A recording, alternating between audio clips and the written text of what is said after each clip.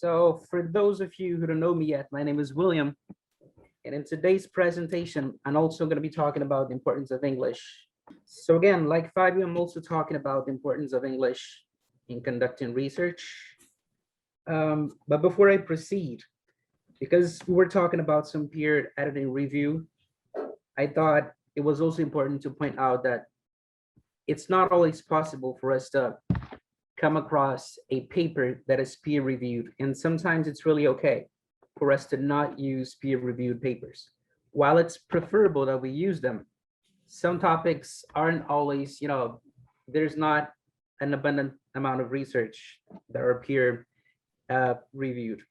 So sometimes what you can also do is like go on Google and then type the topic plus the word PDF, and then you will also have like an abundant amount of information.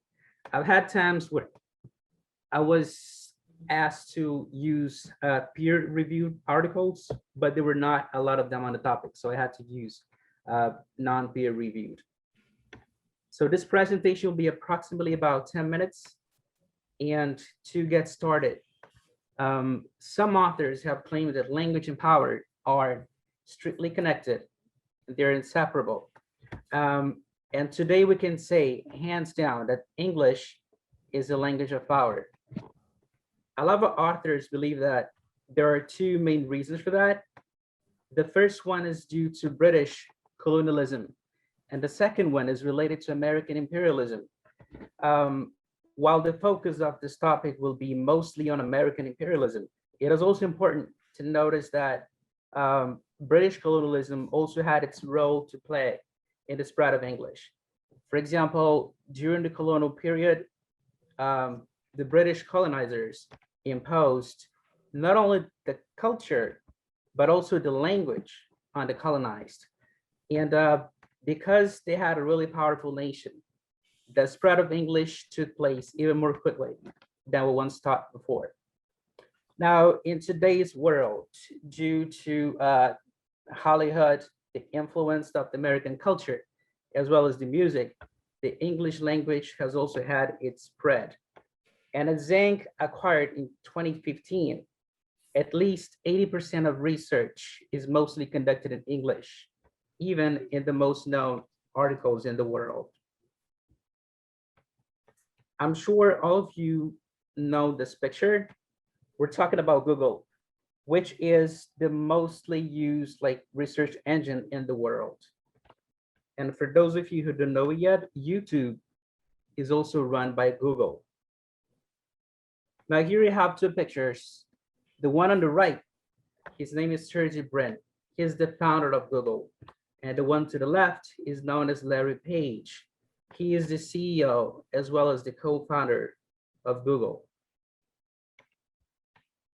Another reason why it's important to have a lot of resources in English is due to two factors.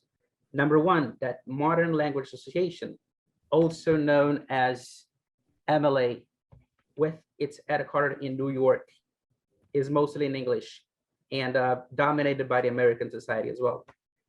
The second one is also American Psychological Association, that Fabio also talked about, commonly known as the APA in Washington, DC, that we use it largely to talk about research. In a lot of papers, even if they're not conducted in English, especially if you're talking about academic final papers, you will always find abstracts in English. Now, even I myself have had people who are friends and acquaintances come to me to ask for help in translating their abstract into English.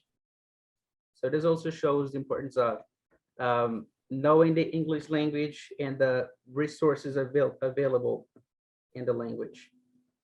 Now, in today's world, we have actually four main areas, including technology, science, education, and business. And regardless of the topic that you're going to focus on, the language is mostly going to be in English. This has to do with different factors. Some of them I've mentioned before. Others have to do with the fact that English is spoken as a native language for over 370 million people in the world.